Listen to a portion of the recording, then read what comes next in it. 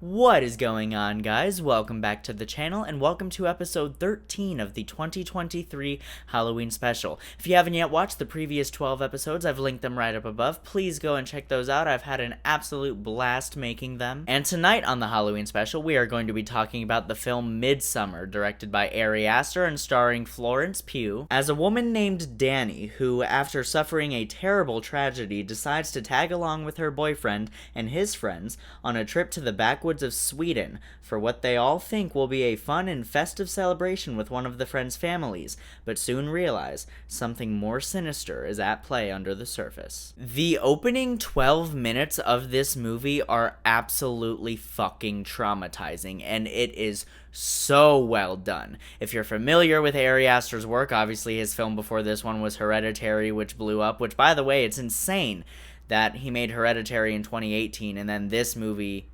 just a year after. That's crazy to me. But if you are familiar with his work, this movie, being as traumatizing and tragic as it is within those first 12 minutes, is not going to be any surprise to you. But holy shit, dude. I mean, I would consider the opening scene in this movie more traumatizing than any content in Hereditary, and it's really well done. It does a very good job at establishing Danny as a character, as well as some other characters that she surrounds herself with. And it also works as a very good cold open, and it leads into one of my favorite horror title cards of all time. The character dynamics in this movie are also incredible. They feel so realistic.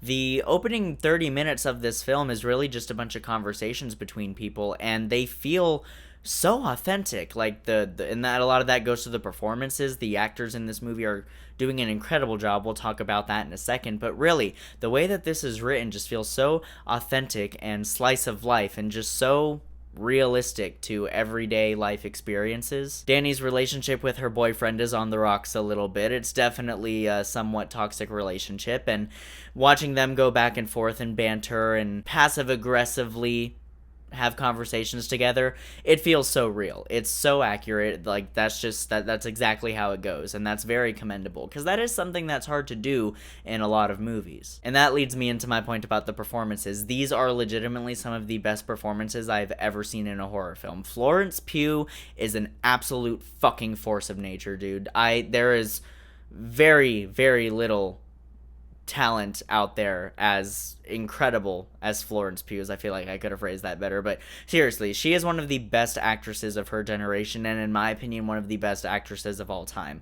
Everything that I've seen her in, she has always been the best part of it, and that includes Black Widow. She just has such a range as an actress, and she also has such an ability to convey so much emotion through subtlety. There's actually a really good video on YouTube called In Praise of Subtle Acting, and on the thumbnail it's a picture of Florence Pugh in this movie, and then Adam Driver in Marriage Story. Two amazing performances, but something very good that video does is really flesh out the subtlety of Florence Pugh's performance in Midsommar.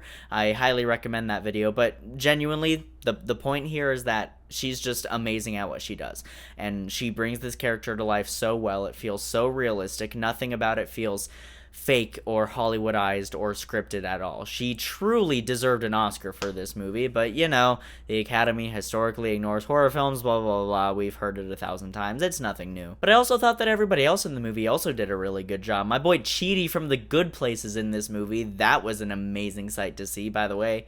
Love The Good Place. Definitely gonna have to talk about it someday on my channel. This movie, in my opinion, on a technical level, is just perfect.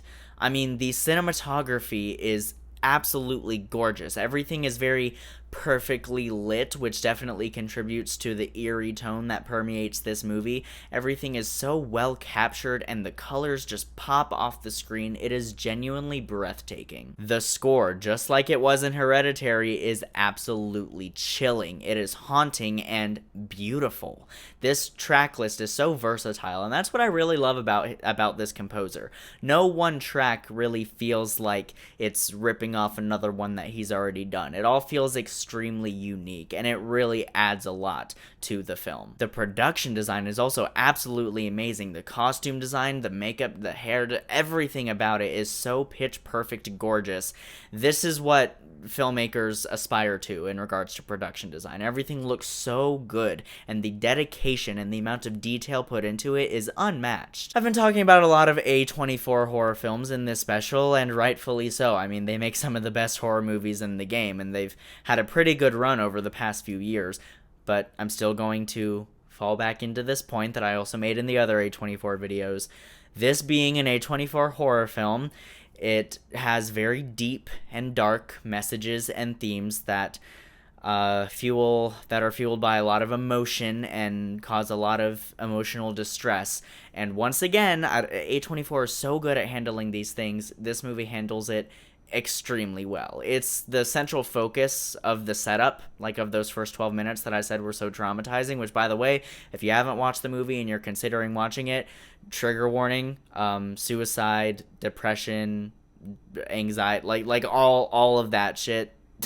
Trigger warning about that for the whole movie, really, but the first 12 minutes is when you actually like see some fucked up shit in regards to that. So if you're sensitive to those things, trigger warning. But the movie does such a good job at handling it, making it relevant to the story, and it really does an amazing job at instantly putting you on Danny's side and in her perspective, and just endearing you to her, getting you to care about her. It's such a relatable thing, which is kind of sad that shit is so relatable, especially now. And this movie does an amazing job at expanding on those themes that it establishes so well within the first act. It branches off into other messages and themes that are sort of sub-themes and sub-messages of the big overall picture. And there has been a lot of debate and turmoil and controversy over what this movie is trying to say, over what the ending in particular means. But honestly, I think it's actually pretty clear-cut. If you just pay really close attention, maybe a couple rewatches are also due. And with all of that, in my opinion, I think this movie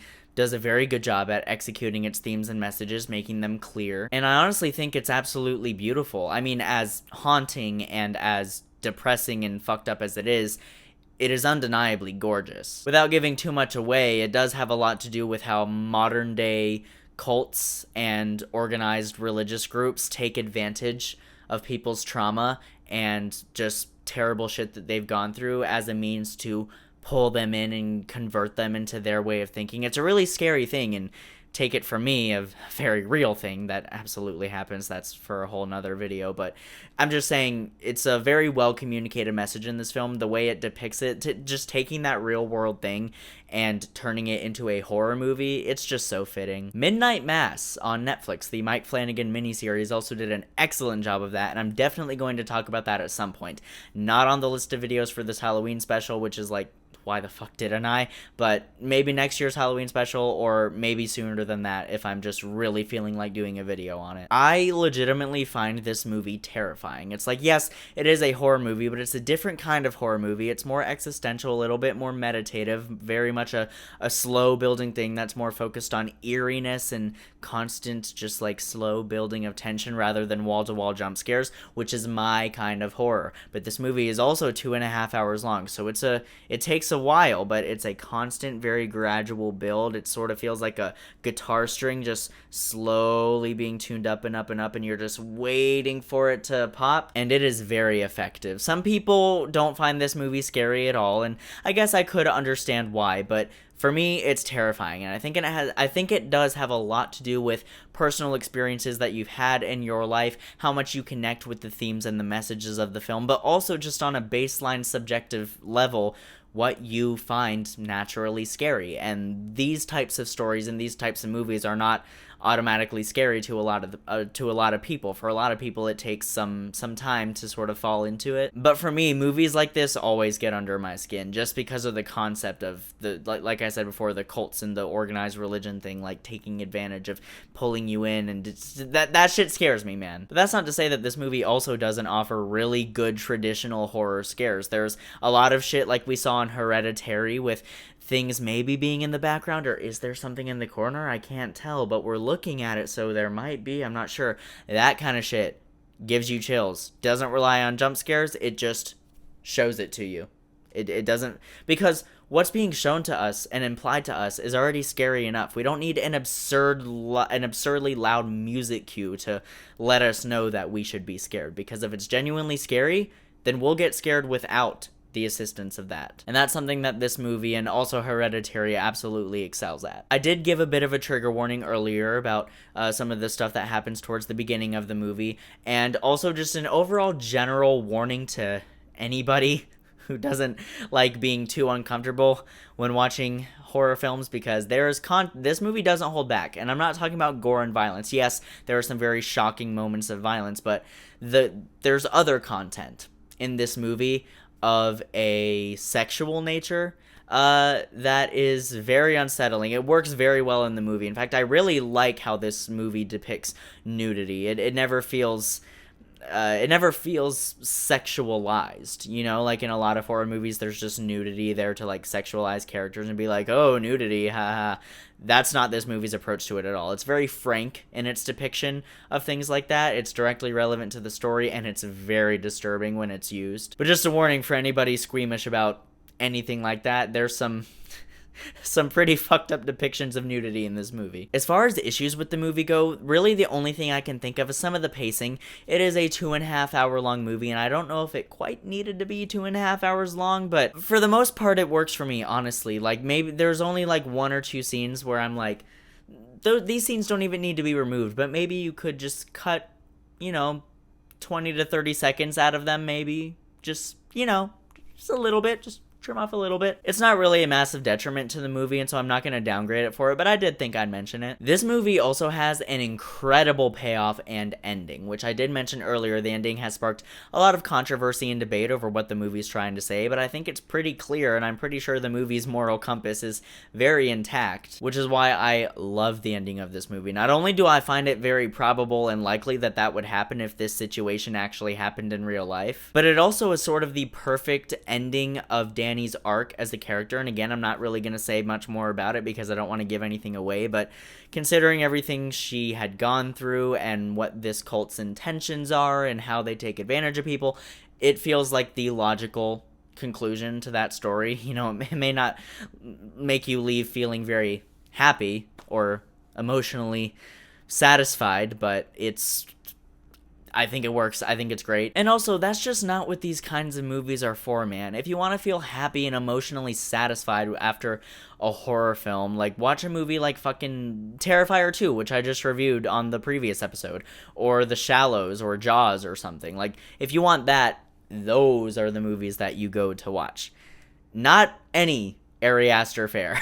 Which, by the way, I sort of feel like Ari Aster is like the Taylor Swift of the film industry, where it's like, you consume his work and it's so easy to tell that he's going through some shit, and he telegraphs a lot of it through his work, which is beautiful. That's what art is for. But it sort of has that Taylor Swift effect. By the way, I'm a massive Swiftie. It sort of has that Taylor Swift effect where as you're watching his movies, you're like, this is amazing. How's therapy going, Ari? Like, are you okay? Because the shit in your movie is like, he's clearly going through stuff. That's what I'll say. That's basically what I'm getting at. He's clearly going through something. And this is my favorite Ari Aster film. I do think that Hereditary, technically, like by the rules of screenwriting and narrative and storytelling and things like that, I do think Hereditary is probably the technically better movie, but I find myself wanting to rewatch Midsommar more. There's something about it that just draws me in, man. I don't know. It's actually kind of creepy the way that works, but I don't know. It's my favorite Ari Aster film. Let's go ahead and rate it. I am going to give Midsommar a very well-deserved 10 out of 10. Guys, thank you so much for tuning back into the 2023 Halloween special. Look forward to episode 14 of that special. We're getting very, very close to the end, and I'm very excited for these things that I'm going to be talking about in these next 2 episodes, and I think you guys should be excited too. I'm so excited to talk about it, so definitely look forward to that. Thank you guys so much, as always, for watching. I will see you in the next video, and until then, keep writing, keep shooting, and keep editing.